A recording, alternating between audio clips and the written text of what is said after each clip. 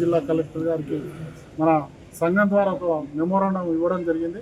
దీని ప్రధాన ఉద్దేశం ఏంటంటే ఈ జిల్లాలో వృత్తిలో ప్రమాదానికి గురై మరణించిన గాయపడిన కుటుంబాలు సుమారు 9 మంది గీతా కార్మికులకు ప్రభుత్వం కలెక్టర్ ద్వారా ఎక్స్గ్రేషన్ మంజూరు చేయడం జరిగింది.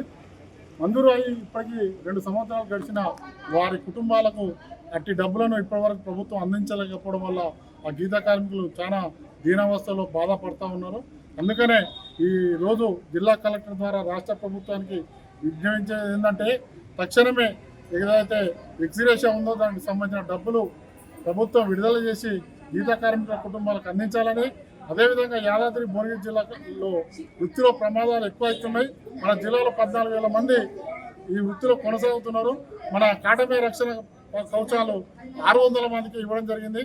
వర్షాకాలం స్టార్ట్ అయింది కాబట్టి తక్షణమే మిగతా రక్షణ కవచాలు అందరు గీతా కార్మికులు ఇవ్వాలని తెలంగాణ కల్లు గీతా కార్మిక సంఘం యాదాద్రి భువనగిరి జిల్లా కమిటీ కలెక్టర్ గారికి అదేవిధంగా రాష్ట్ర ముఖ్యమంత్రి గారికి కోరడం జరుగుతుంది.